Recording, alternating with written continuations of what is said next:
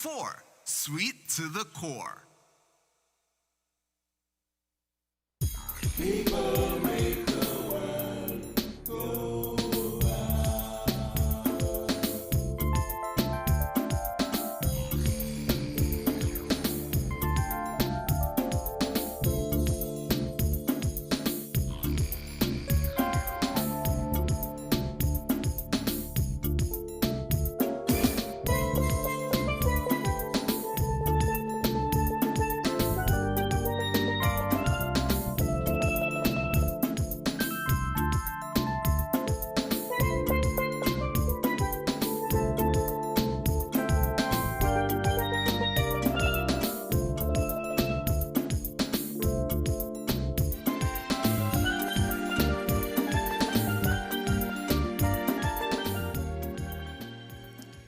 Good morning, St. Kitts and Nevis, and the world at large.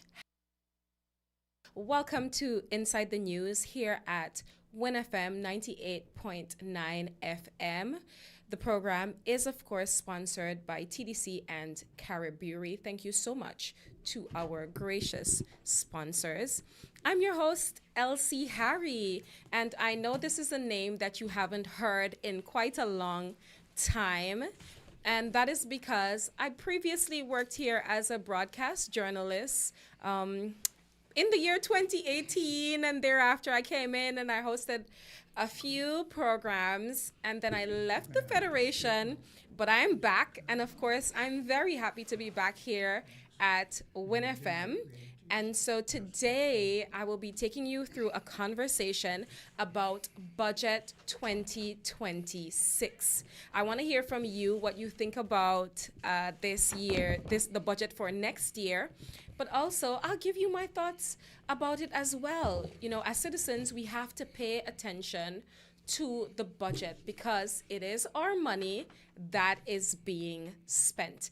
Also, I have a guest with me in studio whom I will introduce to you, and I will give him the opportunity to give his thoughts about the budget as well. And we also want you to call in. The numbers are 466 0989 662 0989 762 0989. Those are the local numbers, and there are also some overseas numbers. They're a little long, so I'll leave those for a little bit later on.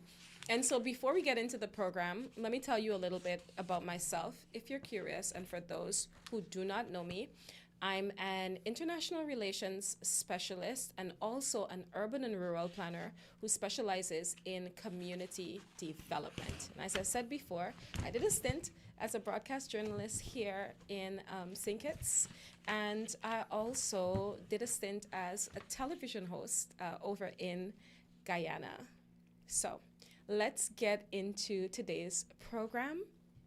Allow me to introduce the guest who is in studio with me today to you.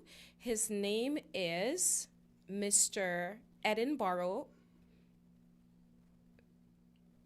Austin Edinburgh, and he is an advisor in the government of St. Kitts and Nevis, an advisor to the Prime Minister.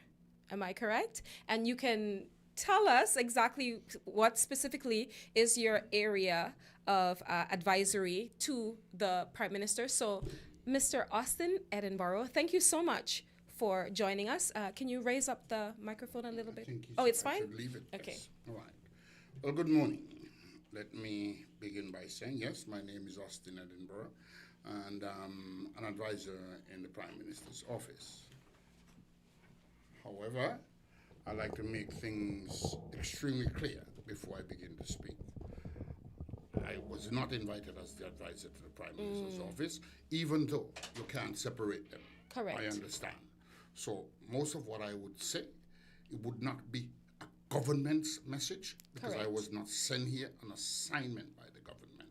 But I will give you my opinion on the budget, having all regards that it's not going to be able to separate them in the fact that I am an advisor in the Prime Minister's office. Just want to make it clear that I was not sent here on an errand for and by the government. The government. Thank you for that. Thank you for that clarification, because I think it's important to let the people know that you are here in your personal capacity as a citizen Of St. of the Kitts and Federation of St. Kitts and Nevis, and you're going to give your opinions on Budget 2026, which is important because as a citizen, you are a taxpayer and you are affected just like all the rest of us, regardless of where you work, by the budget. And so I hope that other citizens will also feel free to call in and to give us their opinion on the budget. Let us have a conversation.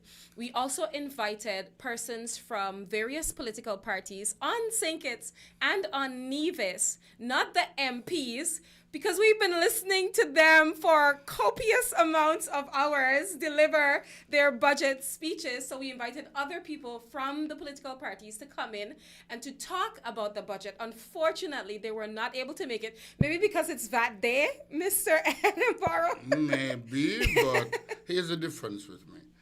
I believe in public discourse. I believe in bringing information to the public. And so if I give my word, I keep it. Yes. Even though I got here a few minutes late, Yes. maybe because it's VAT Day, the traffic is jammed. Yes, it is. And yes, so it is. it was, it was difficult getting around to be here. And plus there are 3 or 4 cruise ships. in the harbor Yes, today, it's a so busy day in Bastille. makes the roads of Bastille a little bit cumbersome. Yes. But let me say that in listening to the budget presentation, the budget address was delivered by our Prime Minister and Minister of Finance, the Honorable Dr. Terence Drew. Yes. And must make the distinction, because though he's the Prime Minister, if he was not the Minister of Finance, he would not be correct. presenting the budget address. Correct. And so in his capacity as Minister of Finance, he delivered a budget address, and the purpose as related to the budget is, 1, it's about investing in progress. 2, it's about investing in the people. 3, it's about empowering the people. 4, it's about restoring government assets and maintaining them. It's, and this is my opinion, based on my own readings, Yes. it's a budget that's steeped in restorative or regenerative economics. Regenerative economics plays a role, and so a budget is not only about dollars and cents. It's about how it impacts socially and educationally and financially the citizens of the country, now and for the future. However, it must reflect on the past, because the past is what would have brought us here. And so as you enter into a budget, you would have entered with this budget, entered with overspending on the last budget. Before we get there, Mr. Edinburgh, let's frame up the budget for the people listening in terms of the figures. Let us explain what's the total estimated expenditure, the total revenue and grants, the recurrent expenditure, the capital expenditure, and the net lending. And let us explain to the people what all of these figures mean so that they put it into context. Then let us look at some of the spending for some of the various sectors, and then we'll talk about what that spending will equate to for the citizens of St. Kitts and Nevis, so that we're having this conversation in context, because we all listen to most of us listen to the budget debate, but oftentimes we hear figures are being called out, but we don't know what these figures mean. So I'll begin by saying that the total estimated expenditure is approximately EC $1.07 billion. right? The recurrent expenditure is EC $879.8 million. The total revenue and grants is EC 894.8 million, and the capital expenditure and net lending is EC 167.2 million. And let me go through to explain to the people what these figures mean. And I am no budget expert. I'm not even an economist, but so if I'm explaining anything incorrectly between the two of us. I'm not an economist either. Okay. But I'm a citizen. Yes. And I have, well, I can count. Let's just put it that way. Okay, good. So in terms of the total estimated expenditure, that one is $1.07 billion, right? And so that is the money that the government is expected to spend. 1.7 billion dollars. That's the total that they're expecting to spend between recurrent expenditure and capital expenditure and net lending, right? So those two add up to $1.07 billion. And what does the government usually spend on? So in the category of recurrent expenditure, we've got things that occur all of the time, like public sector wages and salaries, pensions, utilities, supplies, services, transfers to statutory bodies, interest payments on debts, social programs. These are things that happen every month and every year. So those are recurrent expenditures, right? And then we've got the capital expenditure and the net lending. And this is the money that is usually spent on long-term investments, not the everyday operations of the government. So this will include things like if you need to build new roads, bridges, schools, hospitals, security infrastructure, any large investments in technology, renewable energy, climate projects, all things that were mentioned in the budget, because I heard about the climate smart school that they're going to be building, Bassier High School, right? And these will include government loans to state entities or public enterprises as well. So I just wanted to make that distinction between your current expenditure, which are recurrent things that the government has to take care of, and then the capital expenditure and net lending, which is more long-term investments, right? So when we look at the figures in the budget, when we look at the total estimated expenditure compared to the total revenues and grants, we see that the budget is actually in deficit, which is one of the things that the opposition raised, and we must acknowledge, because we're not going to come here to pretend that So everything I would like is you to okay. give the figures as well. Correct. So I'm going to give the figure. So the the total revenue and grants, it's 894.8 million EC dollars. Okay. So now that I framed that up a little bit for the people of St. Kitts and Nevis, let's talk. Do you have any, well, first, do you have any comments about the deficit? And then do you want to go into what the money is being spent on in the budget, or do you want to talk about what the money is being spent on and then circle back to the deficit? No, I'll address the deficit. Okay, let's go. And I'll address it in the context of honesty. Yes. Many governments in many parts of the world, especially the Caribbean, believe in presenting what they call a balanced budget. Oh, can you, yeah. Oh, can you put on your headphones, Okay. Mr. Edinburgh? Yes. Thank you.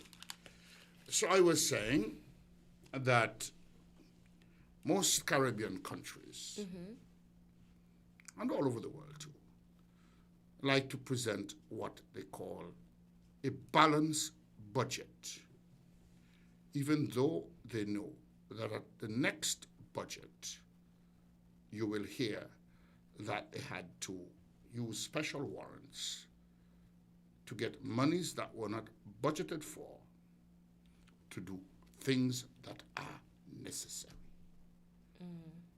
And that has happened under every administration in St. Kitts and Nevis. So to say to the people up front that we are going to present a deficit budget is an act of bold honesty.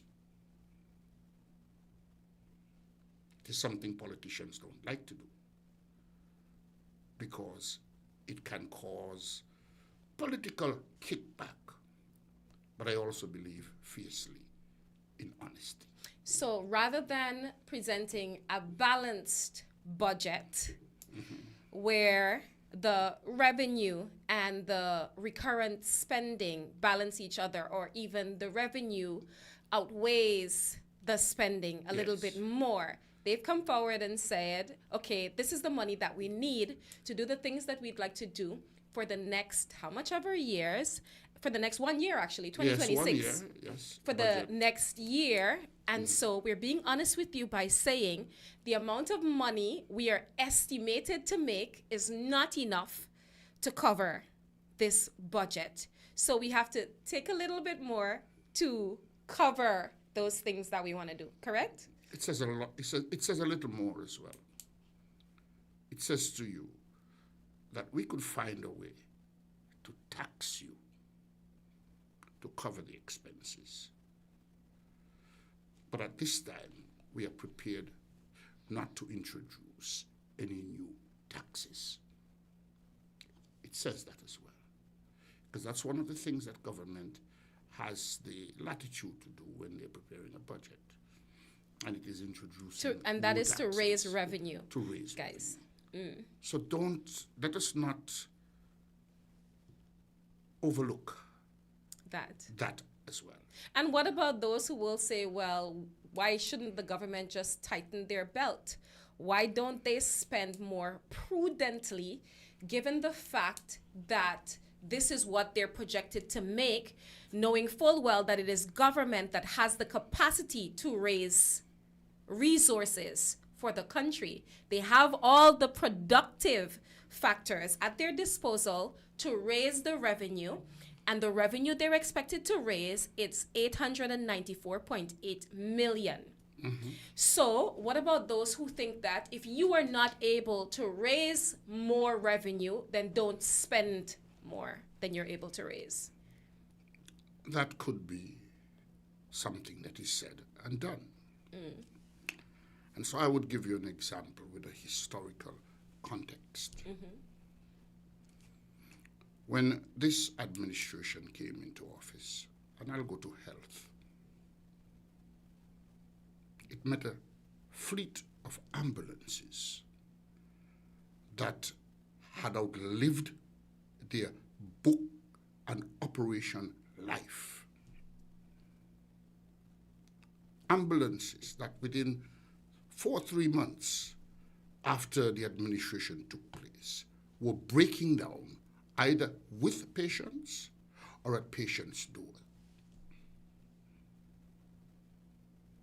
Now, because persons were tightening the government spending, they were not replacing the fleet of ambulances, but rather, and let me say not so persons, administrations, but rather presenting a balanced budget, while this vital asset was being broken down and, well, extinct, not able to provide a valuable service to the citizens of the country. And I'll use one more example. And I'll use it because it was used in Parliament by someone from the opposition, who have spoken about the new source of revenue that was outlined with respect to the CT scan,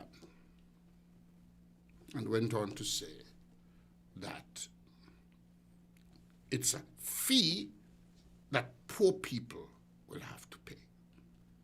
And I will say this, whether the government, and this was something new for the government, whether the government put it in or not, it would be a fee that poor people will have to pay. But I'll give you an example, because you didn't have to travel overseas to get CT scans. We had gotten to the point in St. Kitts and Nevis where private entities were providing the service. 1 year ago or 2 years ago, in treatment with my prostate, I had to do a CT scan as part of the checking on the treatment. It costed me $1,800 EC dollars. This year, because it is likely that I would not be going back for the next 3 years for a CT scan based on the results that have been coming out, my oncologist decided that I should do 2. One on the prostate area and the other on the chest area. So I'm doing 2 CT scans. And for the 2 CT scans, it costed $1,700. Both of them cost the same. So if I had to do the 2 CT scans provided by private entity, I would have to pay $3,600 as against $1,700 for 2. And so yes, while it is a fee that ordinary people will have to pay to access the service, it costs you half. Comparatively.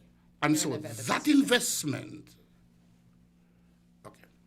and so that investment did not only create a revenue stream for the government, but it provided relief for the citizens. But you had to put it in first. And that costed $2.7 million. So should we tighten our belt and not put in a CT scan machine that would provide the service, create a revenue stream for government, and make it less for the citizens of Nevis? So the train of thought here is that perhaps the issue is not so much the deficit, but citizens must interrogate what are they earning or what are they benefiting from that deficit. Is that what you're suggesting, Mr. Edinburgh? That's one of the thoughts. That's one of the thoughts that must be put into it. I'm not saying the only. And I actually have my own experience with that CT machine, actually, because back in 2012 or 2013, let's say between 2011 to 2013, when I needed a CT scan, I actually had to go to Antigua to do it. So I had to pay my airfare to Antigua, but then I also had to pay the cost for the CT scan as well. And fortunately, I had some health insurance at that time, so it covered a portion of it, but I still had to go into my pocket. So we are going to take a break to hear from our sponsors. But one thing I want you all to keep in mind for after we come back for the break is we've been talking about the figures in the budget, the total estimated expenditure, the total revenue and grants, the recurrent expenditure, the capital expenditure, and the net lending, and attempting to explain what these figures mean for the ordinary citizen. And one thing I want to end this segment before the break by saying is, take a look at this. Total revenue and grants, $894.8 million. Recurrent expenditure, $879.8 million. From this figure, I see that the total revenue and grants is a little bit more than the recurrent expenditure. So what this says to me is that the government earns just enough to run itself. because the recurrent expenditures are the things like salaries and the recurrent things throughout the year, but it needs to borrow significantly in the capital expenditure and the net lending to invest in development projects. And so that is why there is that deficit Exactly. in the budget. I'm glad you realized it for yourself. Of course, I have to be fair about what the figures show, but when we come back, we look at where this money is being spent, the sectors, and we'll let the public decide if they're satisfied with how their money is being spent and the money that is going to be borrowed and the debt that they'll have to pay back, how that money is being spent. So let's take a break and then we'll be right back. We're different. We're 98.9. 98.9. Win FM. This Christmas, make the season brighter with help from TDC Financial Services. Whether it's gifts for the family, a holiday home makeover, or that special celebration you've been dreaming of, our Christmas loan promotion is here to make it happen. Get up to $85,000 unsecured or $100,000 secured with affordable rates, fast approval, and the trusted service you know and love. Apply today at TDC Financial Services on Central Street, Bastyr, St. Kitts, or Main Street, Charlestown, Nevis. TDC Financial Services, your holiday, your loan, your way, where money is made easy. The clock is ticking. It's the Horsford's Building and Nevis Centers and Builders Paradise Christmas Countdown Sale. From Thursday, December 18th, straight into VAT Day, Saturday, December 20th. Enjoy 30% off all discountable in-store items at Horsford's Building and Nevis Centers. And 25% off all discountable items at Builders Paradise all weekend. Plus on VAT Day, Saturday, December 20th, get an extra 12% discount on top of these massive savings.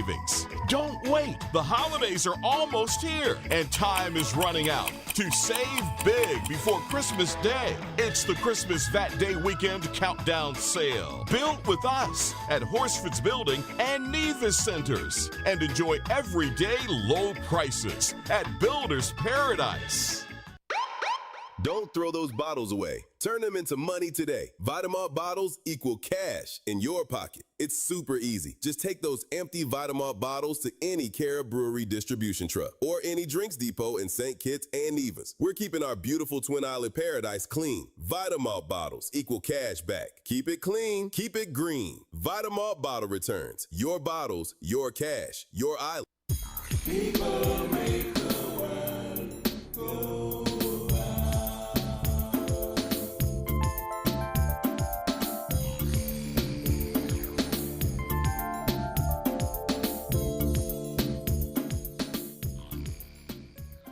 We are back on Inside the News at winnfm 98.9 FM, and it is sponsored by TDC and Cara Breweries. Thank you so much to our sponsors. I'm Elsie Harry, your host for today, and I have with me Mr. Austin Edinburgh in studio chatting with me about the biggest thing in the news this week, Budget 2026, of course. So we went through the figures in the budget just now, the overarching figures, and now we will go through what some of the money is being spent on. So one of the first things that I want to highlight, I'm not a public servant, but of course I'm happy when my public servant friends get their little top-ups at Christmas. So the double salary payment, and regardless of which side of the political divide you sit on, I know that people are always happy for some extra money in their pockets, especially during the holidays. Oh no, I wish I was a public servant. My dad is a pensioner though, and so he got his double on his pension, and he was being cheeky with us at home. He was like, Elsie, I need a chartered accountant to count my pension. I'm like, Dad, it's not that much money. He's like, yeah, but it's more money than you're getting. And I'm like, to be fair, it is more money that I'm receiving because I'm actually receiving $0. And so that was a nice incentive for the people of the Federation. And so I must say that. Mr. Edinburgh, what was the rationale behind this double salary payment for civil servants, government auxiliary employees, pensioners, people on the STEP program, and ministers and senior advisors included? No, Not excluded. senior? Oh, excluded. Sorry, excluded. My bad. Okay. Now, and it's amazing that you raise it, because I see they went to AI and generated something with me saying about I want my double and all kind of nonsense. They chose me because I'm a public figure. I am, it is known that I'm in the Prime Minister's office as an advisor. But there are other advisors throughout the government, and no advisors got. They also, and I'll show you how the public is, and I'll go to the advisors first, because I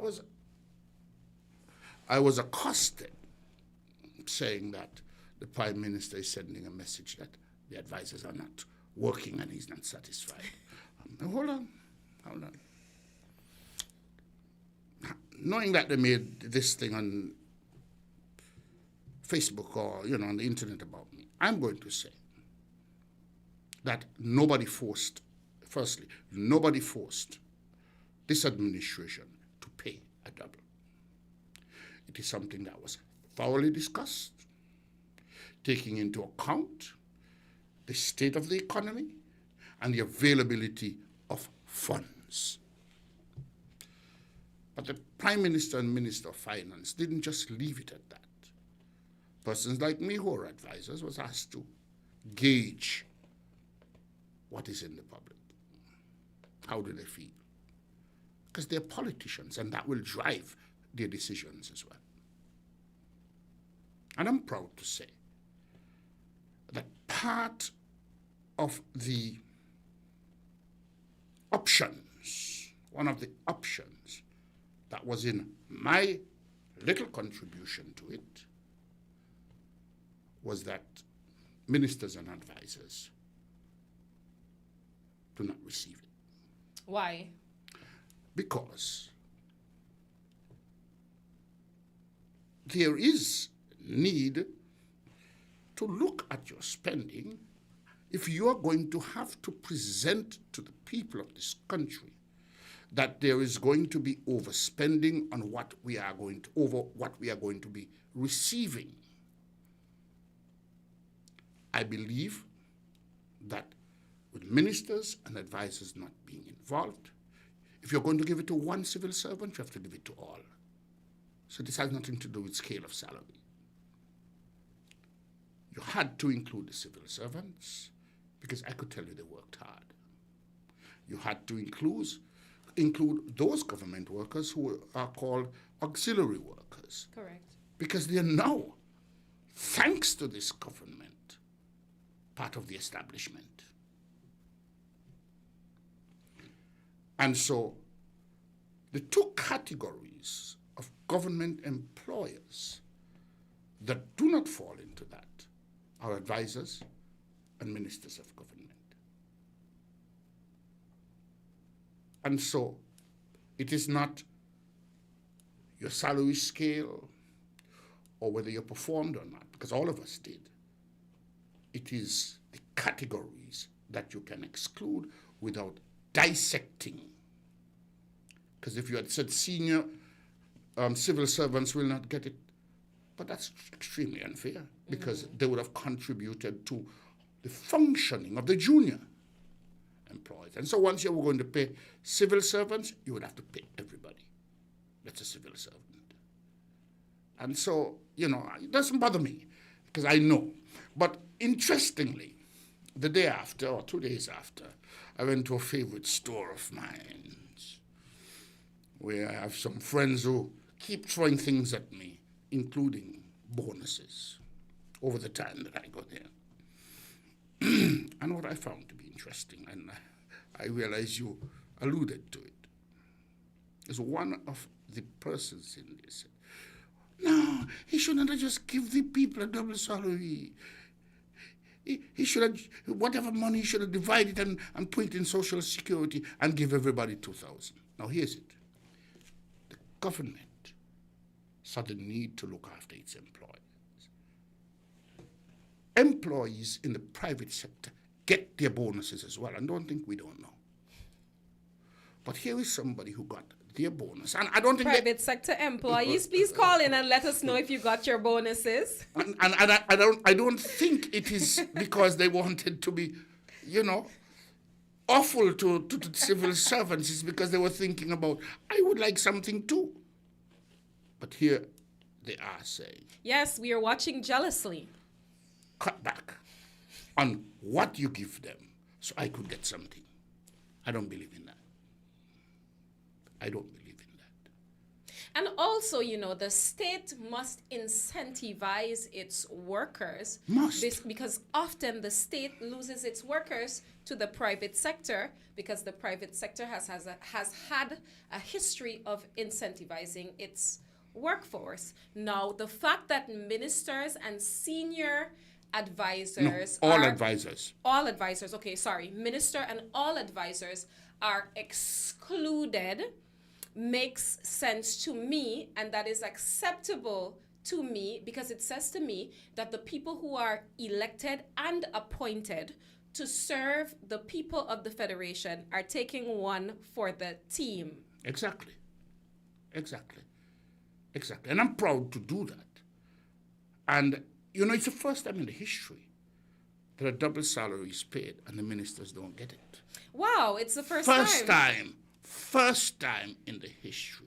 And so when I tell you that this budget is about looking after people, it is really about looking after people, and you can't look after people until you begin to look after the least among us. And I just said that. But it creates a feel-good feeling. And I'm being frank now. There are some decisions, well, not some, all should be. All decisions that are made by politicians should be driven by politics because that's what gets them elected. Some, however, must weigh heavier on the side of the benefit to the public service. And they must be restrained by good governance. Well, we're excellent for that. Simply by aiming to be re-elected at all costs, but you must have some measure of what you consider good governance to be and what are the principles of good governance that are guiding the decision making, not so? Of course. And I told you I believe in honesty, and I'm Yes. not going to sit here and tell you that decisions, not by this administration, by any administration, all decisions has weighing on it politics. Correct. And there are some people who don't want to be honest about it. But it is. And that's why I'm proud of our Prime Minister and my leader. That he listens, he disagrees, and he agrees. I'm telling you, you see, he's not a person who's going to just take your word because you're close to him. And I'm not going to tell him what I think he wants to hear. I'm going to tell him what my assessment told me. It may be wrong, but I will tell him anyway what my assessment told me. And so, is it beneficial? Yes, it is beneficial to provide this bonus to the civil servants for two reasons, and then we can come off of that if you wish. Correct. One, they have to serve the public next year. And you said incentivize. I said incentivize and motivate. Yes. Because the happier they are, the better they will serve. Correct. I agree with that. And secondly, any injection into an economy boosts economic activity. So for those two reasons, I would say. Because the double salary will be spent, right? Can it you was tell a me good reason. the total figure in the budget that covered the double salary? Do you know? Well, it is not in the budget address. I know. That's why I'm asking. If you notice, it's an envelope that was sent to him. That's what. Yeah. So it was a separate announcement, and so I can't tell you where in this budget it is covered, except to say it would be definitely in one of two places, either in the overspending of last year, of this year, or in the deficit for next year. Yes, so I'm curious about the total figure that was expended on double salaries, because I think that information should be public information, and I'm curious about which segment in the budget it falls under as well. So I'm hoping that the government will release that information to the public in the spirit of honesty and transparency, like you mentioned, Mr. Edinburgh. Well, we have always. Okay. We have this administration have always published, for example, the figures on what the dividend cost. That was published. Correct. The figure on what the double salary previously and the increase in salary cost. That was published. And so I have no doubt in my mind that this will be published, but you would have to give the accountants and so forth the opportunity to calculate it and give it to you as an official. Correct. Okay, let's get into some of the budget spending. Education and human capital, which is critical because our human resource, those are the ones that keep the wheels of this country turning. The education allocation is approximately EC $122.8 million, and this represents a 14.8% increase over the previous year. And the focus includes school infrastructure upgrades, teacher development, technology-enabled learning, strengthening outcomes at primary and secondary levels. And it looks like the strategic intent here is to position the education sector as a long-term driver of productivity and social mobility. So give me some thoughts on this 14.8% increase in the education expenditure. Well, let's begin by saying, one, there are more children coming out of school and need to move on to the tertiary level. We have to find a way of accommodating that. That's more so in terms of the human development.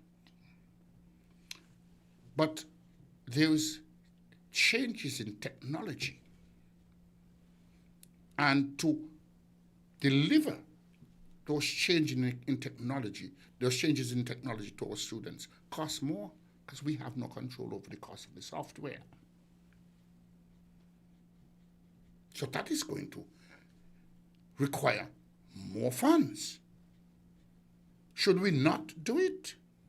I don't think so, because it makes our children less in terms of technological education than other children in other parts of the world. But what about our partners in development who have been very eager to assist with technology costs? For example, our partners in the East, Taiwan, for example, has done a lot to assist in technology. Do you think that the government of St. Kitts and Nevis has done enough to form beneficial partnerships that help to bear some of the costs of things like technology?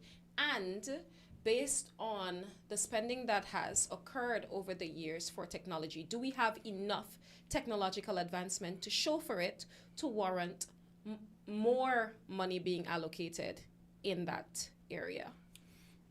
Most of the technological advance infrastructure that we have had in the past came through grants and donations. And that's why we're not in the position that we are. I've always wondered, while loans and gifts are good for human development because it assists them, how would you better appreciate it? Wouldn't it be if you yourself made some investment in into that advancement? Not necessarily, because my philosophy is the value proposition. If I personally see the value of the thing to my life and my livelihood, it doesn't matter if it's free or I paid for it, I value it. It's in my psyche. So I think this is a matter of the way that people view things and not necessarily that was the way of thinking historically, that people value things more when they have to pay for it. But I personally don't subscribe to that. So you mean to tell me if I give you a gift that you've always wanted, what's something you've always wanted, Mr. Edinburgh? Forthrightness. Forthrightness. If I give you the gift of forthrightness, and since you've met me, I'm pretty sure you've seen that I'm that kind of person. Will you value it any less because I gave it to you willingly and you didn't have to fight me to be forthright? That's you and that's me. Mm-hmm. The government has to deal with the country. And I'm going to be honest with you. The unappreciation of what people get on a percentage basis in our society is because they did not have to contribute. Do you have data to support this position, Mr. Edinburgh? Let me, because if I formulate a position like this publicly, I'm going to support it. Yes. One, I want you to look at, children of persons who grew up in business. Look at them. Look at how they advance. While the financial input might have come from their parents, they would have to work in that business without pay. They would have to do other things at home to support the business. So they're making their contribution. Those of us of ordinary parents who need more than they're working for just to keep us happy, for want of a better word. The government provides it through the schools. And the data will show you that lots of persons who are, let me tell you what the percentage, around 60% of the persons below the age of 15 who are promising and good and is considered to be heading to educational, or I would say academia, or even skill success. About 60% of them, when they get to 16, 17, and 18, either come out mediocre or just fall off the radar. But why? And your why can't be anecdotal. No, it's not anecdotal. It is because they are not required to invest the time, or I want to say capital, and I'm talking about money, because there are other things that are capital that is not money. But if it happens or not, don't depend on whether their parents are successful or not in their business. So they don't have that. Unfortunately, they don't have that comparison to make because they are not from business. And that is why I cherish, again, what the Prime Minister has initiated, and that was 2 years ago in the Aspire program. Mm-hmm. Teaching them to save, that's one thing, important. But more so, teaching them to be entrepreneurs, to become business holders. But far more important to me is the financial education. But for me, Mr. Edinburgh, I would like to see data being collected on the changing perspectives of the people that we're discussing, the young people, the middle-aged people, the older people. And it makes me wonder how much spending in the budget for 2026 is allocated to collecting and analyzing data that can then inform the decisions that the government is making. That's part of the increase in education, and I could tell you, and it is also part of the social services budget. Okay. And I just want to point out one thing to you. Before, people were gifted things, and you had no data, especially money, because they would have gone to a bank, and you're not getting back any statistics from the bank as to how it is spent, etc., etc., etc. The BBW, every month. What is the BBW? Well, for the first half of and I'll break this so you can. The first half of this year, there was an amount of $250 budget boost wallet with that was put on a JAD card. But because of that, we were able to see where persons You were able spent to do it. data collection. Yeah, what they spent it for. So I'm glad you raised it. Yes. So you understand that this government, this administration is already moving in that direction. Correct. Okay. So we'll stick a pin right there so we can hear from our sponsors. And then when we come back, we'll continue to go through the budget to see where the money is being spent. And I want to hear from you, the members of the citizenry, what you think about the budget, what you think could have been done better, and what you like, what you're appreciative of. We'll be right back. We're different. We're 98.9. 98.9. Win FM.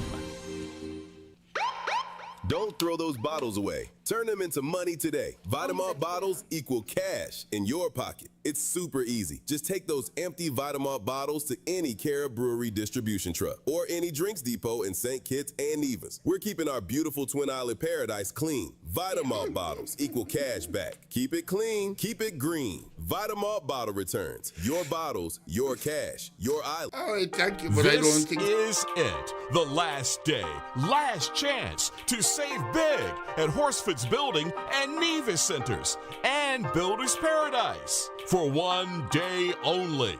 Wednesday, December 31st. Enjoy a massive 30% off all discountable in-store items at Horsford's Building and Nevis Centers. And 25% off all discountable items at Builders Paradise as we clear the shelves and prepare for 2026. Celebrate accomplishments, celebrate savings, and celebrate new beginnings with the final sale of the year. Last day, last chance, last call to save big. Build with us. Build at Horsford's Building and Nevis Centers and enjoy everyday low prices at Builders Paradise. Only on December 31st. 5 remarkable women step into the spotlight, each ready to lead, ready to inspire, and ready to be crowned in power. On Tuesday, December 23rd, the Warner Park Cricket Stadium becomes the stage for one unforgettable night as our 2025 Queen Ambassadors compete for the most prestigious crown in the Federation. Meet the contenders: Liberty Woodley, Miss First Federal Cooperative Credit Union; Alicia Nisbet, Miss Urban Development Corporation; Tayrani Phillip, Miss St. Kitts Music Festival; Treasure Didier, Miss Azul Printers; and Adol Archibald, Miss Cara Brewery SKN Limited. 5 women, 5 powerful journeys, 1 crown. Join us as they deliver elegance, confidence, and Kittitian pride in a pageant experience that celebrates brilliance, voice, and strength.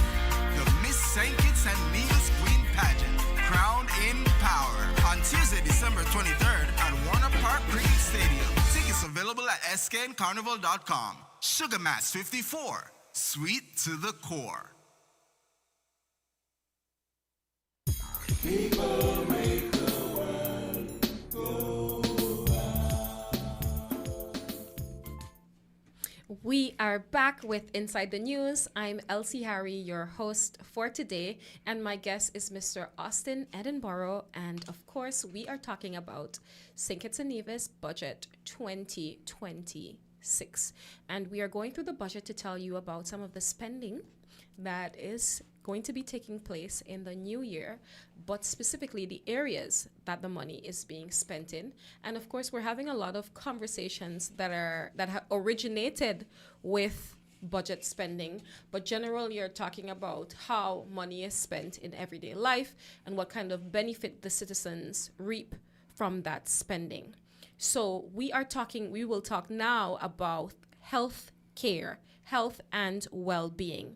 $98.8 million was allocated for healthcare, and Prime Minister Drew said key trends include an aging population, a declining birth rate, and an increase in vaccine-preventable infections in the Federation. I had no idea that the birth rate was declining. That is something that I didn't pay attention to, and I didn't pay attention to the fact that our population is aging either.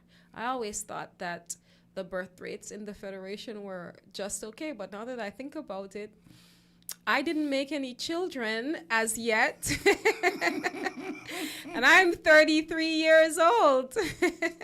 And my friends who did make children, they made those children years ago. Those children are going to high school now. So if I really take a critical look at it, I can see what he's saying. And so the 2026 allocation of $98.8 million in health and well-being, this includes $83.8 million in recurrent spending. And we discussed previously what the recurrent spending is. And EC $15 million in capital investments. And Prime Minister Drew said the government will expand personalized and specialized services across primary and secondary facilities. And he also cited continuing projects and upgrades, including works to a new climate-smart hospital concept and expanded equipment and safety measures. Now, in two sectors, I'm noticing the emphasis on climate-smart technology, education, and healthcare. So I must commend that, because in the age of global warming and in the age where natural disasters are getting more robust and we are feeling the impacts of global warming more than some of the countries who are actually the major polluters, just because of our geographical location and the fact that we are surrounded by the sea. These things are critical. So let's talk about the spending in healthcare, Mr. Edinburgh. What are the highlights there, in your opinion? Well, a lot of that spending to improve healthcare has already been taken. Yes. MRI building and the machine itself, CT scan, I'm talking about in this JNF, employing new persons for triaging and so forth. But I can't even speak about the upgrades in the foyer, because that was a contribution from private sector organization. Okay. But I'm just saying, the government contributed whatever it contributed. So there's need for collaboration. But you made mention of the primary and secondary healthcare institutions. Yes. Primary would be the clinics. Clinics, health centers. Yes. Yeah, well, clinics and health centers. We used to call it clinic when I was a boy. Everything was a clinic. But talking about the health center. Now, it helps the people in ways, and you can even keep the health center open for longer, maybe up to 6, 7-ish. Even in the high day, if you get a cut, even if it's not life-threatening, you think you have to go to GNF. Is that what citizens are doing? Yeah. Yeah. Some of the time, the fear that they have of going to a health center is founded. Because the services, the facility does not bring that comfort, and some of the services are not there. So when you improve the health centers, the primary care facilities, to the level of comfort and confidence and the facility to provide most of the services, it takes pressure off of JNF. Correct. For the persons who are really in need of hospital service. Correct. At that higher level. You have Poxon and you have Mary Charles, which would be secondary. If you improve, for example, pox, which is the larger of them, so that it can have regular deliveries. I'm not sure if it still happens, but it used to happen a long time ago. And I'm talking about infants.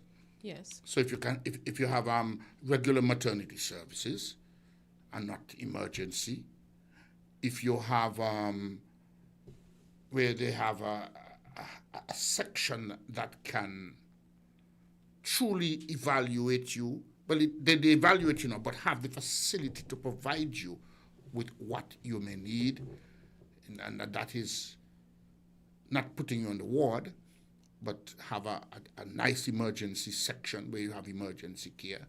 They provide it there, but does the facility properly accommodate it? Now, if you have that in the secondary, up to date, up to speed, again, persons who live in those areas would not have to find themselves into Bastia at JNF for the service. Correct. And so it's important in those areas that he mentioned that there be some investment. It makes it better for the people overall, because JNF would not have as much work to do as it does. And secondly, you're closer to home. Socially, it's better for you. Your family will find it easier and less expensive to be by your side. What about non-communicable diseases? The thing that has plagued our society from time immemorial. Including me. Including you. From time immemorial to present day.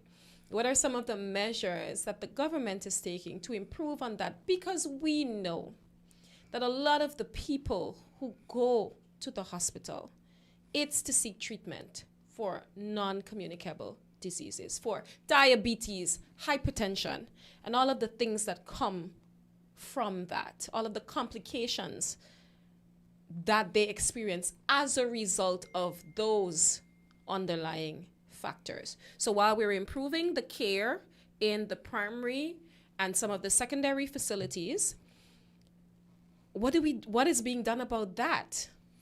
Well, as a person who have suffered from it myself, I was able to keep mine under control, because it makes you scared sometimes when you read. The reading. And so we are talking now about, and that's going to be part of what is being provided, information, so that you can notice the trend. And I'm talking about persons who are beginning to have it at a minor level.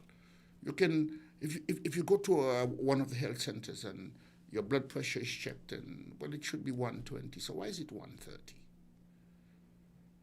It is necessary for you to be able to have a conversation about what you can do to keep it at the desired level, but also what you can do and why it is necessary for you not to have it.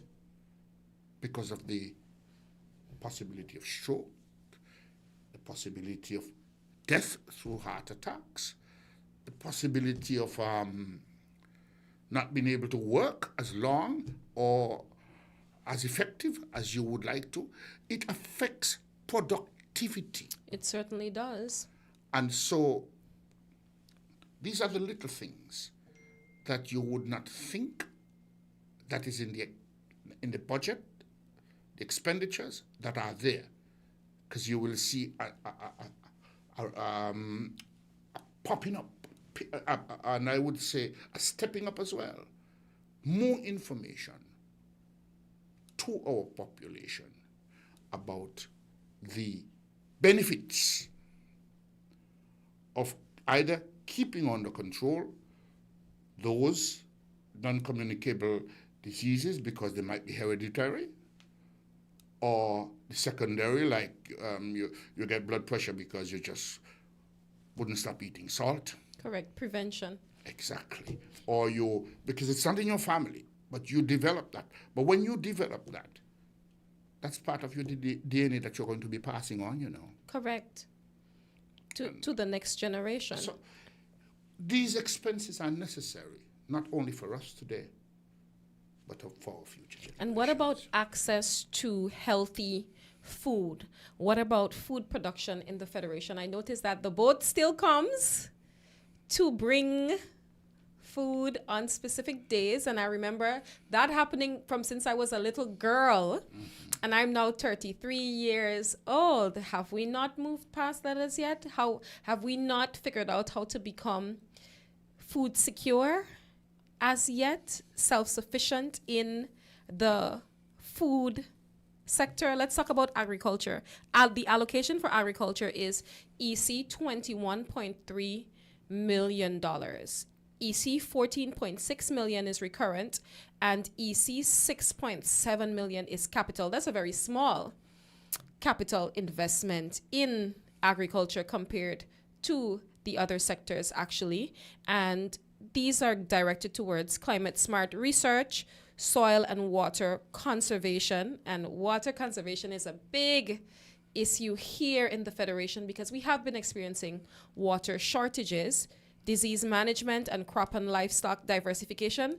The monkeys are still more than the people. Those vervet monkeys are still more than the population, as well as continued focus on the cannabis industry, which is an industry that is not tapped into enough, in my opinion, to become productive. And don't judge me, because if you can see me on the Facebook, Live, you'll see that I have locks. It doesn't mean that I smoke weed, guys. I actually do not. But cannabis is not just about smoking weed. Cannabis is an industry that has a lot of byproducts that are profitable and that is making money all across the world, and non-traditional growers of cannabis, people who do not look like you and I, have tapped into that industry to their benefit. It is also, this investment in agriculture is also focused on the SKN mixed nature cropping project. That one is new to me, as well as exports and job creation in the agricultural sector. So as I mentioned, the capital investment in agriculture is quite small, in my opinion, compared to the others, $6.7 million, while the recurrent expenditure is $14.6 million. Do you not think that we should be investing more in agriculture and in the areas that affect agriculture, like water, figuring out how to desalinate more water, I guess, or other sources of water, because we're having water shortages? What are your thoughts on that? And I was about to tell you that in terms of agriculture and the inputs, all of that, a lot of that would be allocated elsewhere, water, and you have spoken to that. That is not going to be allocated in agriculture, except you're going to be, you probably would dig some sluices and so on to take the water as it runs. But where are we lacking? Is in boosting up production. What do we need to do that? Skill set. Hence, the allocation spoke about training and those kinds of things, and new technology and all of those kinds of things, because the land is already here. So there's no allocation for land. It's the largest part of agriculture.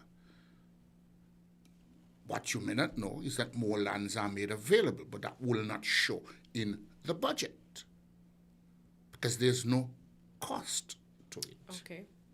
So, there are things that are done to agriculture. But you talk about food security.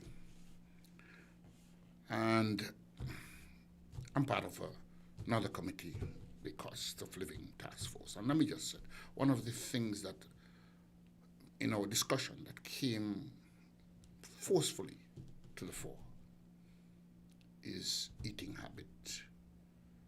It is taste. You talk about the boats still coming. Yes. The boats are coming because we have not changed our taste.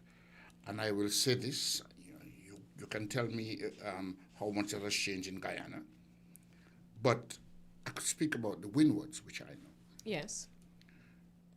It takes less for each family to feed themselves, not because the taxes are less on import, but because most of them grow what they eat. And I'm not talking about big farms that is done You're commercially. talking about kitchen gardens? I'm talking about even persons who have their plantation elsewhere. In the yard where they live, they have a kitchen garden. And have okay, let's talk about kitchen gardens. Let's digress a little bit, shall we? Have the allocations of land, for example, for project houses been made in such a way to encourage people to have kitchen garden? Because I've seen some of those lots, and if you stretch out your hand, you will reach your boundary, and that's your neighbor's fence. So in I wouldn't say in every instance, but in most of the instances, in terms of the lots being allocated to citizens, has enough consideration been taken to say, we are giving you X amount of land because in addition to building your homes, we want to also encourage you to grow more food? Now, you're talking about, when I say kitchen garden, I'm talking about a kitchen garden for you. Yes. Let us say the average amount of land that is given is between 3,000 square miles and maybe 4,000 square miles. I'm just using a figure. Yes. Now, if you have a very large house in that, you may not find space. What is a very large house? How many bedrooms do you consider a very large house to be? 4 bedrooms and up, or Okay. with large rooms. Okay. But if you have a 2 or 3 bedroom house and that, it is not the wide space that is available for a kitchen garden. It is how you utilize the space that you have. And that this is what technology does. You know, if you put a wire across your fence and you get your tomato trees in those. So we're thinking about vertical farming, we're thinking all about of those- hydroponics. all of those things. I'm just saying, because in the windwards, they do happen even though they have land. Because they don't want to leave and have to go to their farm to bring food in when they want it, when they're cooking at home. Correct. And so they use those technologies. Unfortunately for us, we are considered in St. Kitts to be high income. Correct.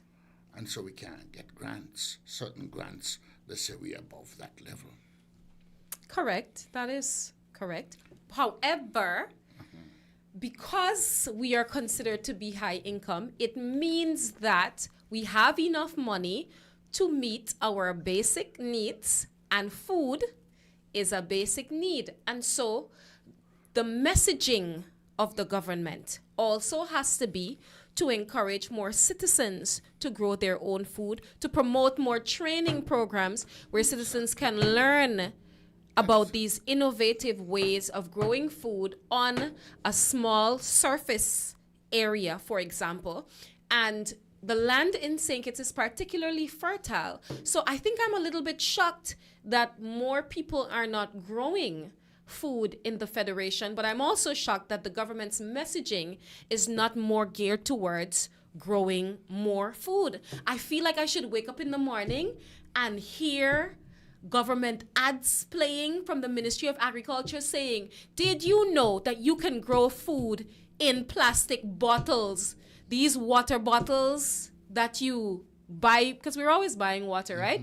Those same water bottles, we can grow food in those. I want to hear them saying, oh, did you know that if you import a hydroponic system, we will give you X amount of tax rebate or whatever on that import because it's adding to the food security agenda. But I'm not hearing these things on the airways, are you? Well, yeah, no. I'm not hearing it being discussed enough. But the message about feeding ourselves is very strong in St. Kitts. It's very strong out of the Ministry of Agriculture. But let me tell you what it competes with. it competes with citizens saying the agriculture department ain't doing nothing. I'm telling you, it is the reality. It is the reality. We need to have more collaborations. Yes, because then I would say to those citizens, what do you suggest the agriculture ministry do better? What are your suggestions? What would you like to see? I would turn it around and say that. I'm saying we'll get there, you know. We'll get there. I'm enjoying. Will you get there before elections? All of the things. If you notice that this government is not waiting, or this administration is not waiting until just around election time to do things. And let me finish health on this. And everybody, and when we, I'm happy that you embrace the term smart. Yes. Because when they talk about, this administration spoke about smart houses and smart hospital and smart anything, unfortunately, people who know better and who know that when they travel, that's the same language that they use. Correct. Misinform our people to believing that is something derogative. And let me tell you, I'm very impressed with that facial recognition system at the airport while we're talking about the smart systems, right? Let me be very honest about that. I got back last Saturday to the Federation, and the young man there at the airport said to me, you can just walk through the archway and the system will recognize your face. And if it does recognize your face, you can proceed to clear your baggage. If it doesn't recognize your face, you have to join the line. And of course, I had to fill up my form online before coming back to that Federation. But let me tell you guys, when I walked through that arch and it recognized my face and he said, please proceed to baggage claim, I was like, oh my gosh, this is fantastic. Not having to join a line to essentially come home is fantastic, because whenever I have to join those long lines, I feel like I'm being harassed to come back to my house. You know, I feel like it's making coming home more difficult, but I was pleasantly surprised, and kudos to the government on that one, man. It's not every day that I give governments props for the things that I do, but the government could hold a big up for that one. And we'll take a break to hear from our sponsors. When we come back, we'll go through some more of the budgetary allocations. Remember that you can call in to have a chat with us. We'll be right back.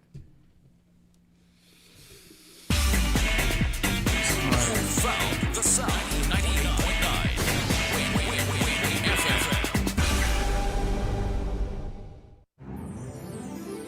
This Christmas, make the season brighter with help from TDC Financial Services. Whether it's gifts for the family, a holiday home makeover, or that special celebration you've been dreaming of, our Christmas loan promotion is here to make it happen. Get up to $85,000 unsecured or $100,000 secured with affordable rates, fast approval, and the trusted service you know and love. Apply today at TDC Financial Services on Central Street, Bastyr, St. Kitts, or Main Street, Charlestown, Nevis. TDC Financial Services, your holiday, your loan, your way, where money is made easy.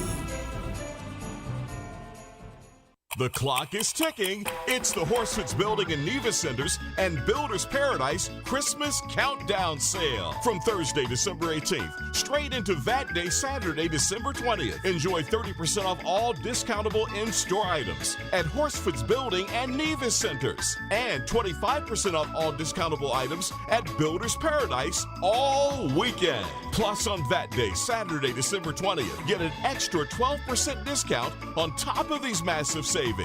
Don't wait. The holidays are almost here and time is running out. To save big before Christmas Day, it's the Christmas VAT Day Weekend Countdown Sale. Built with us at Horsford's Building and Nevis Centers. And enjoy everyday low prices at Builders Paradise. Don't throw those bottles away. Turn them into money today. Vitamalt bottles equal cash in your pocket. It's super easy. Just take those empty Vitamalt bottles to any Cara Brewery distribution truck or any drinks depot in St. Kitts and Nevis. We're keeping our beautiful Twin Island paradise clean. Vitamalt bottles equal cash back. Keep it clean, keep it green. Vitamalt bottle returns. Your bottles, your cash, your island. People make the world go round. We are back on Inside the News at winnfm 98.9 FM. I'm Elsie Harry, your host, and I'm speaking with Mr. Austin Edinburgh about Budget 2026 in St. Kitts and Nevis. Thank you so much to our sponsors for this program, TDC and Carib Brewery. And just before we went on break, I was commending the government for the smart system at the airport that makes it so easy to clear immigration and to get to your baggage. And even when you get to the baggage claim, when you get your bags and they would have scanned them before they put them on the carousel, of course. And when they scan that QR code from the form that you filled up before coming in, it is smooth. Man, listen, I think that system is one of the most efficient ones I've experienced. And for those of you who know me, I travel a lot.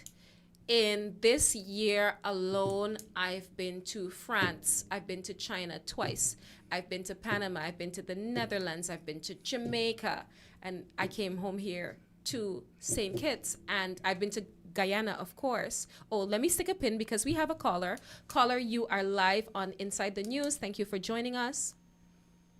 Yeah, good day. What time is it in St. Kitts? I mean, is this show going to what time? It's not 12 noon there yet? It is 12:24, and we will end at 1 p.m., so we have about 36 more minutes on air. Yeah, great. Nice discussion. Nice and cordial today. A lot of varieties of topics. Thank the you. system that you mentioned about, yeah, great job. Great, you're doing a great job so far this morning. Thank you. And good day to the advisor there too, man. Good day to you. Man, why you don't call me by my name first? Austin. Austin, you're putting advisor ahead of my name. Yeah, man. I mean, it's Christmas time, man. We got to try to be nice. I mean. Okay, all right. I'm just playing with you. I'm just playing with your head. Yeah, I'm a very critical person, but I'm going to be nice today. Okay, no. But I like your presentation in terms of coming from the government side today, and okay. Let me go back to the question about the system at the airport, right? Yes. Is that geared to just locals coming through, or what about people that's been coming visiting the Federation repeatedly? It's for everyone. And let me answer him to that too, because I know we have to commend the civil servants and the administration, because it is the only place. It is the most advanced system, and it was placed in St. Kitts first because this administration and its functionaries, the PS and the CIO, which is the Chief Immigration Officer, who became aware of the system because it was presented to them at a conference. I don't want to say lobby because it may make it sound as though they're working for the company, but they were so impressed, and they invited the minister to take a serious look at it, and he was impressed. Can you tell us how much it costs?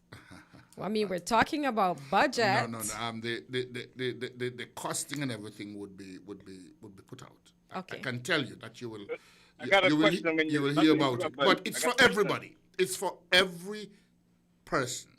If you do not fill out your entry online, it's going to take you a while to get through. Correct. So fill out your entry online, and once you go through the system, it will recognize you. Correct. Because you, as part of filling up that form to enter the Federation online, you upload a photo of yourself. And so when you walk through the facial recognition system, the software recognizes your face and it pulls up your information that you submitted and it processes you automatically. I'll tell you what a tourist said to me. I met the tourists because I'm still a taxi operator. That's my business, and I'm not giving it up for anyone. But this is somebody who had been here to St. Kitts previously, and someone who I drove recommend that when they come back, they use me. And so I went to the airport to pick them up. And when the visitors, him and his wife, came through, he said, "Damn, you're a first world country." And I asked him, I said, "What is that?" And then he started talking about our system. But not even in the US, he said, has he encountered such an efficient system. That is true. I have to agree with that. While the US has a good system, it's not as efficient. Yes, you have another question, caller? Yeah, basically, I mean, I want to talk. Oh, I mean, go ahead, caller. Interact. I mean, okay, in terms of the healthcare, right? I wanted him to mention to you, because I know you just mentioned about the maternity and you ain't having the kids yet. I know they made some investment at the hospital in terms of the natal care, the prenatal care of the women. You know, that's another good thing. But we get critical all the time, and you know, the government, yeah, I mean, we need to see more of what they're doing, because people, we got a culture now. We are complaining a lot. You know what I'm saying? But I'm gonna point to that East Coast housing scheme, the contract that seems to be, you know, a motion was filed in the court. Well, that is not in the budget, and I really would not get into that today, because that's not in the, in the budget. The Prime Minister mentioned other stuff, like the other houses that's being built, you know, to let us keep seeing the positives or the happenings of what the government is doing. You know what I'm saying? Well, but okay. me personally, Briefly, let me let say. him finish, Mr. Edmore. Let him finish. I want to move. I know you're moving on, and that's why I'm saying. Let me tell you something with respect to East Coast, because I know you're moving on, and I think maybe they mentioned housing, and so maybe it's fair to give you a response. When that project was launched, the Attorney General made it clear that there were several exit clauses in the contract, and if the developer did not deliver any one of those exit clauses, the government will exit on them. That was said right at the start. And so, because there were violations, the government has exited on one of the clauses. A court will determine whether they were right or wrong, and I will not get into that. Okay. Yeah, and that's fair. That's fair to leave it right there. And let's move on. Okay. In terms of like the budget presentations, yeah, some controversial presentations were made, and you know we're glued to what's going on. You know what I'm saying? Yes. Some allegations were made, and you know we just want to know if those allegations, you know, any truth to those allegations. But anyway, I don't think we should get into that today. It won't give us enough time. Okay, let me move forward again. I'm going to look at innovation as opposed to technology. And we know some of the innovations in the old days work, you know, really good. And me, I'm making a suggestion. We should have a tech event sometime during the year, so we can highlight and present, you know, what we have done in technology and innovation to push the federation forward. And what became of the robotics team when you're talking about the youth? Oh, they're still very much.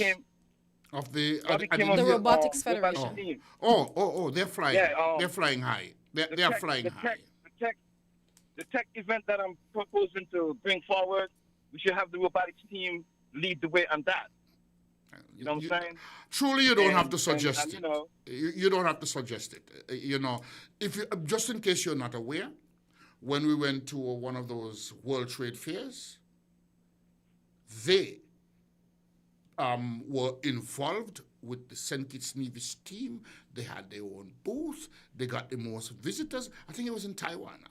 Okay. Where they had this. We should have that fair. Yeah, but he's talking about locally because, for example, with this new system at the airport, I would love for there to be something that shows the citizens how that works, how it makes their lives easier, as well as with the other spending in technology. For example, I would like for the government to put on something along with the Robotics Federation to show the people what their money is being spent on, and specifically how it makes their lives easier, how it improves their standard of living. Right, caller? That's what you're suggesting. Like yes, yeah. Like for instance, for instance, like maybe some drones to monitor the movement of the monkeys. And lastly, I'm gonna move it internationally, and I believe in the new year coming up, the foreign minister should have a lot of work to do in relationship to the policies of the United States. You see, every day there's something new coming out with the visas, the battle of the visas, like I coined that phrase. And, definitely we're seeing 2 islands in the Caribbean on the list proposed to Antigua and Barbuda and Dominica. And, we're wondering about the other islands that has the CBI program, because if they're proposing to block those visas from those countries, citizens of those countries, and in regard to the lack of the residency status under CBI citizens, you can make it clear if we in Syncus have that residence requirement, and if that's been adhered to, and any 1 or 2 changes that we have made already so far to keep our program, compliant. Current. Let me make a two-part. And I'll leave it there. I know, but I would like to make a two-part response to the CBI aspect of it. CBI have been around from our first Prime Minister. Correct. Until our present Prime Correct. Minister. The only of those Prime Ministers who have warned the people that to become that heavily reliant on CBI could make us the minority in our country is the present Prime Minister, Dr. Drew. That's one of the pitfalls of a CBI program. The more income you want to make from it is the more wealthy citizens you are looking for, who are more wealthy than the average Kittian. And he's the only Prime Minister thus far to have addressed that. Secondly, if we had not made the strides that we have made in revamping our CBI program, we would have been on the list with Antigua and Barbuda and Dominica. The only reason we are not on it is because of the strides to improve. Because what caused CBI to be as it was throughout the Caribbean, to bring, it was not the start of the scrutiny, but it was the beginning of the process of implementing sanctions, was the prison project. A lot of people wouldn't know that. Internationally, that project was considered. What is the prison project? It has to do with a prison that was built, or that is being built in St. Kitts by CBI Investments, and some 5,500 shares, which could amount to 25,000 new citizens, was allocated, and the project that they were building was only budgeted at 88 million. And that created a stir locally, regionally, and internationally. And, you know, in the budget, and I'm going to finish here, in the budget, video was played with the former Prime Minister calling our citizenship a product. That's the mindset that placed Dominica and Antigua and Barbuda on that list. Okay, just a minute, please. Caller, are you still with us? Yes, Okay, ma'am. so I just wanted to say thank you to that caller for But he's calling in listening. and his questions and comments. We appreciated that. And while we're talking about the CBI program and about it being called a product, I feel like the CBI has been treated as such over the years. Not by this administration. Not okay. Well, I don't know what happened under this administration specifically because, as I told you, I recently returned to the federation, so I haven't lived under this. Well, I've been living under this administration for like a week. Okay, Let's don't worry. let's say You'll enjoy it.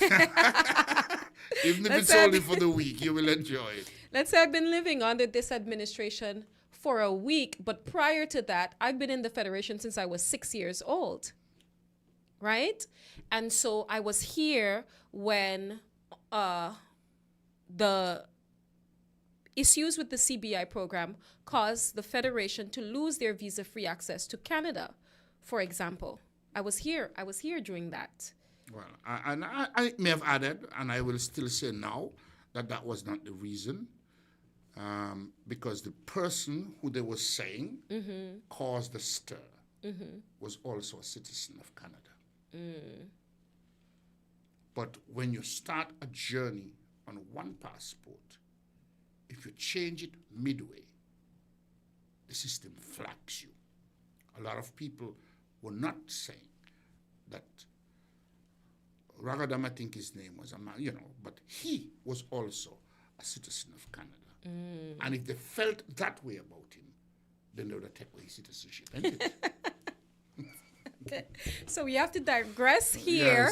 Yes. Otherwise, we'll end up having a whole program on CBI. And maybe we should have a program on CBI because that's one of the things that I actually did when I was here in 2018. I think this man, I forgot his name, Les Can was at that time in charge of CBI, and I had him in the studio to ask the questions that the citizens were calling in to ask me that I realistically did not have the answer to. So I hope as time goes by, we can have different persons who are directly involved in the operation of these programs and schemes. They can come in to answer the questions of the citizens to give clarification. And so let us move on. We have about 20 minutes remaining on our program. So let us talk about another area that I find particularly important. National security. I was going to say national security and I was going to say natural disasters and national security. So it's national security and disaster readiness, right? And the allocation in budget 2026 is $84.1 million in recurrent expenditure and $3.2 million for infrastructure, totaling $87.3 million. And the planned initiatives include a safety and security improvement program, refurbishment of police stations, a traffic management system, procurement of equipment and supplies, and prioritized disaster management. The reason why I'm raising this is because we have seen what has happened to our neighbor.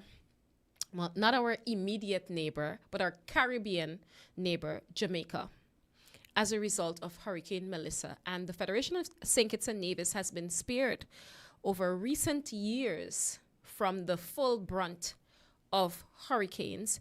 And I'm wondering if we have been a little bit too relaxed, because I am thinking that for every year that you are spared, you should invest in more robust systems to prepare for the eventualities. You should be paying attention to what's happening to others in the region and around the world and seeing some of the challenges that they're facing and taking stock of your own systems to see if that had happened here, would we have been able to recover from it? And right now, food security is unfortunately one of the big issues that Jamaica is facing as a result of the hurricane. I was in Jamaica week before last week, actually.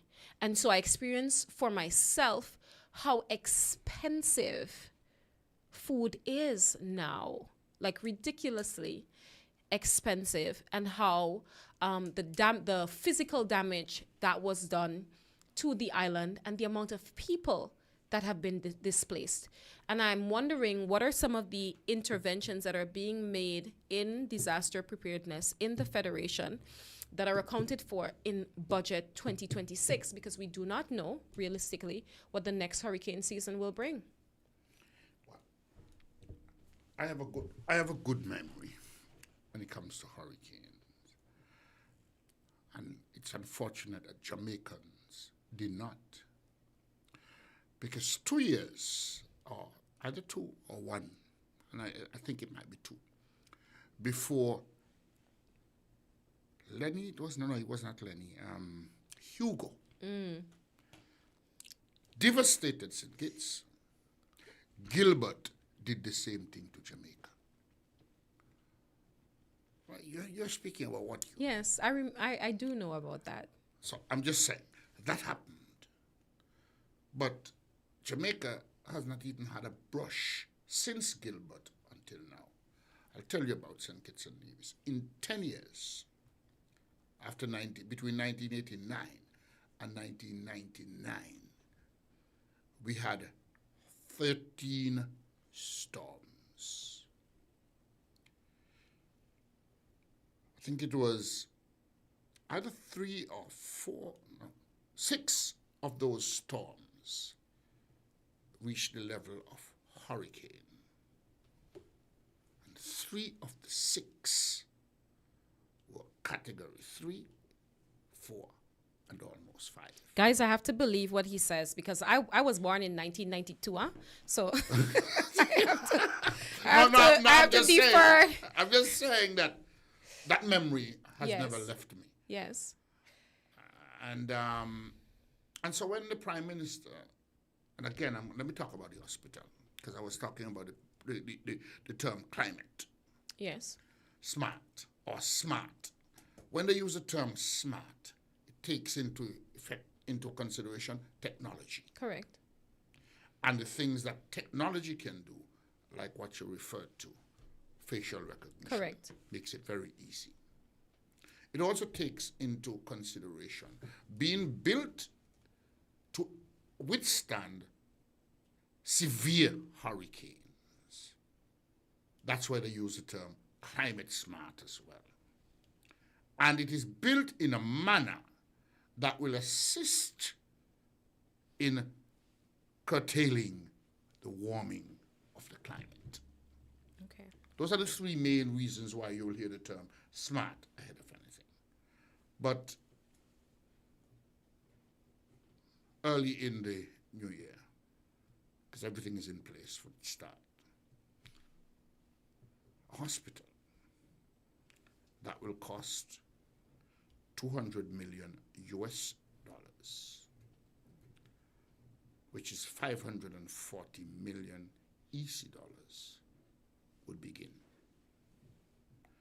And this hospital would be built to withstand those kinds of storms with advanced technology that has taken the next 25 years to 30 years into consideration.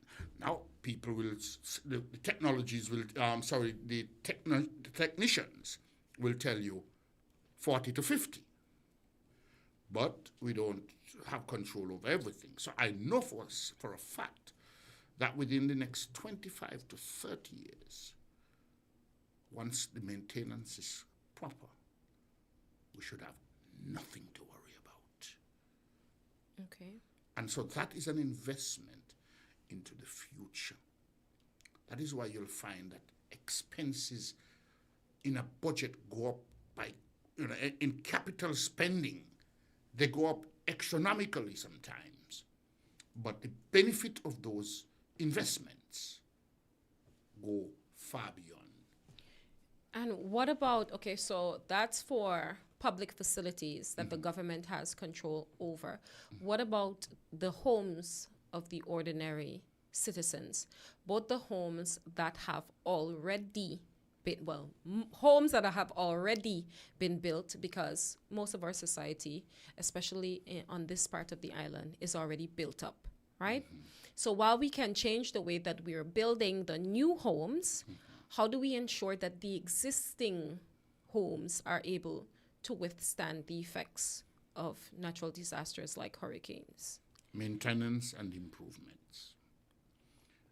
And fortunate for me, because it's not just because I keep myself in good order.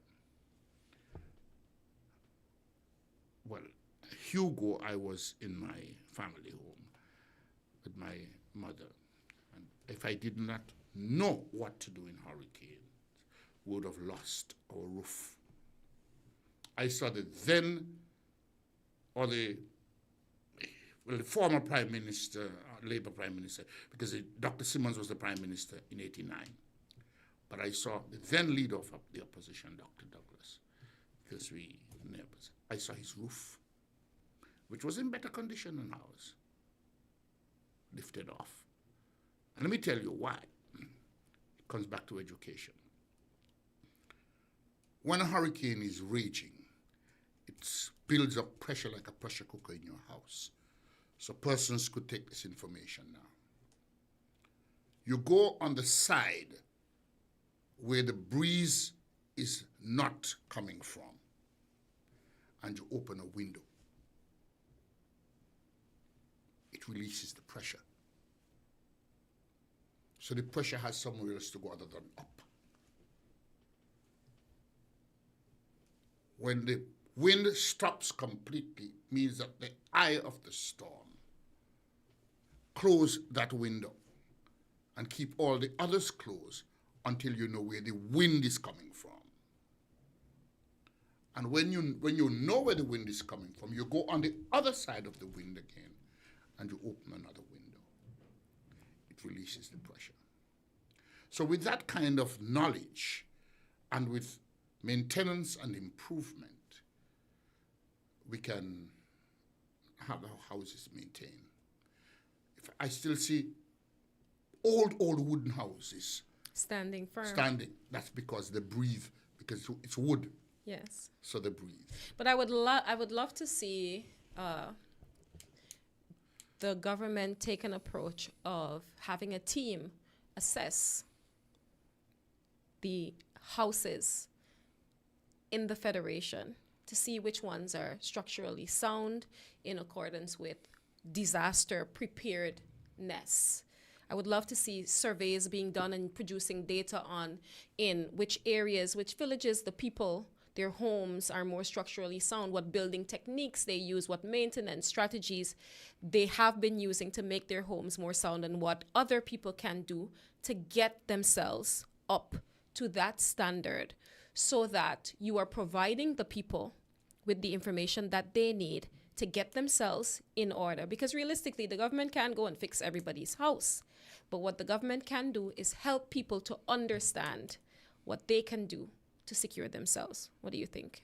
Well, I could tell you under this administration, and I believe under previous administration, those assessments have been done. I know it's happening now, and I will never think that just began to happen under this administration. I believe previous administration has done those assessments because it's part of NEMA. Why didn't it come by me?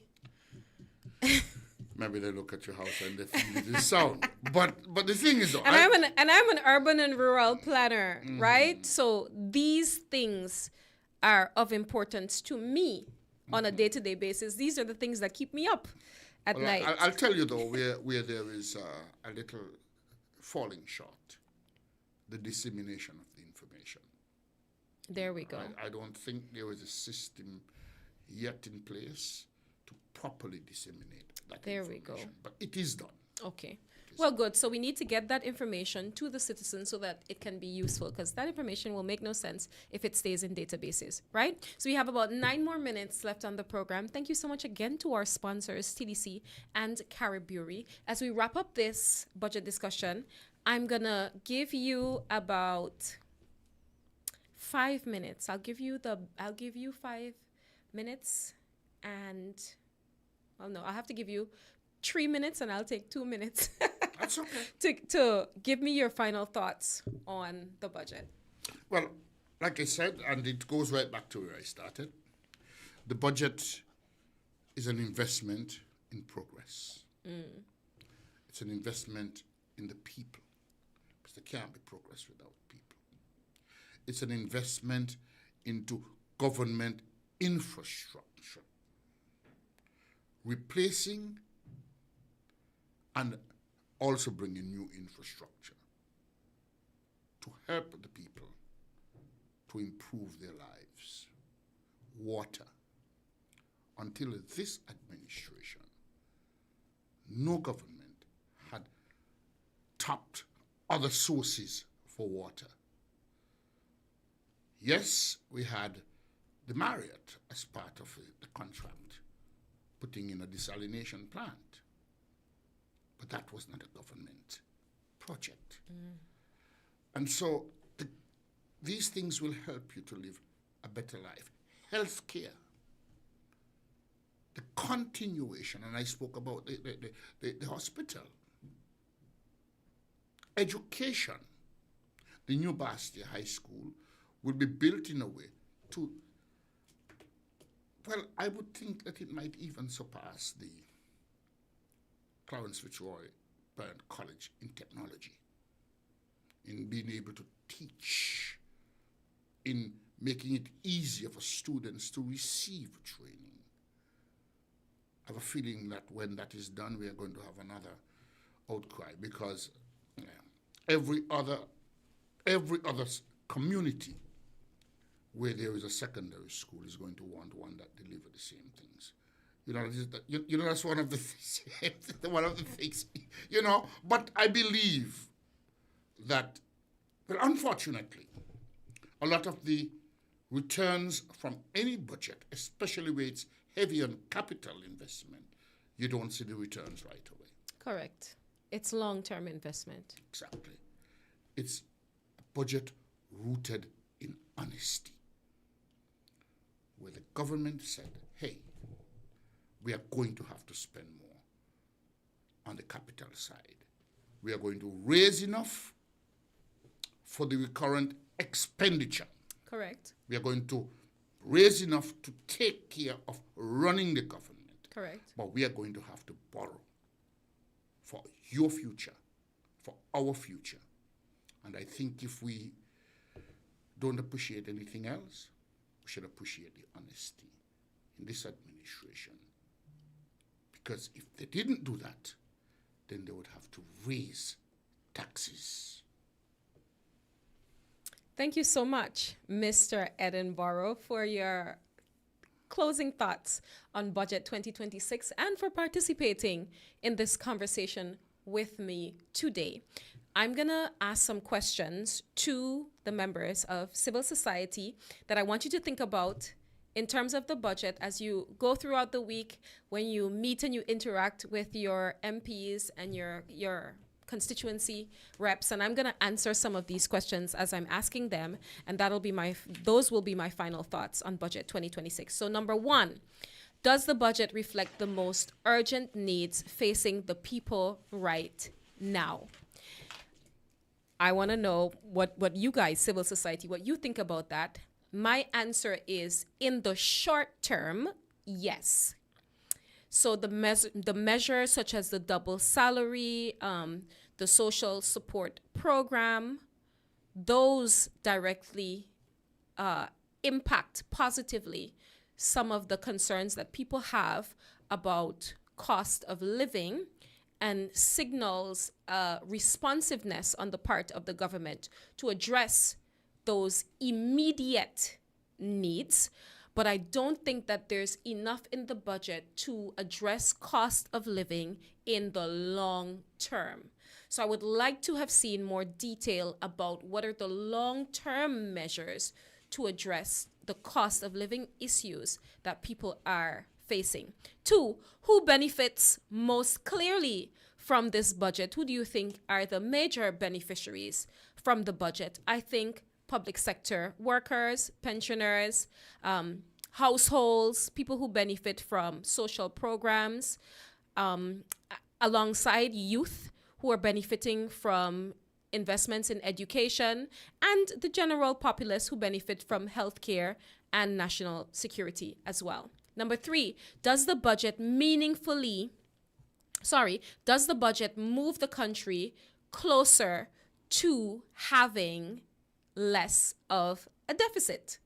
Well, no, not in the short term. We'll have to see what are the gains that they will make on their capital investment to see if it made sense. And we'll only be able to tell that in a few years when we've seen the returns on those investments. Does the security allocation address the root causes of crime? So now the budget does prioritize some enforcement and some security infrastructure and preventative and community-based, however, preventative and community-based interventions are less clearly articulated. So for me, more work has to be done on the preventative measures for crime and getting the community at the heart and at the root of solving the crime issues. Is this budget sustainable? I think based on the fact that there are no new taxes and they're aiming rather at improved compliance, that signals some sustainability, because you're not depending on me, the ordinary citizen, to raise revenue for the spending in the budget. But that compared to the deficit gives me some cause for concern, and it signals that there's some unresolved structural fiscal challenges that the government may be facing. And that is my opinion on that. How inclusive was the process of arriving at Budget 2026? Some stakeholder engagement was referenced, but in general, civil society feels like there can be more involvement of the ordinary people, the people who are most impacted by the budget. Overall, does this budget transform or stabilize the Federation? What do you think, Mr. Edinburgh? I think that this is a budget that will stabilize St. Kitts and Nevis and the economy because of the infrastructure improvement that will facilitate industry. We'll have a steadier supply of energy, a steadier supply of water, better health care. Those are the three things that will interest or create interest in investors to come to St. Kitts to invest. Okay. So I will close out by saying the strengths of this budget 2026 is in the social relief, the strong public service funding, and the people-centered framing of the budget. Those things really stood out for me. The weakness, of course, will always be the deficit, because we're not sure if that deficit will translate into benefit. We just have to wait and see, and we have to hope, and we have to encourage the government to be prudent financial managers. So with that being said, this brings me to the end of our program here on Inside the News. Thank you so much to our sponsors, TDC and Caribbery. I'm Elsie Harry. It has been a pleasure being your host, and thank you, Mr. Austin Edinburgh, for talking with me today. Thank you so much to our listeners. We appreciate you so much. See you next time. Thank you. People make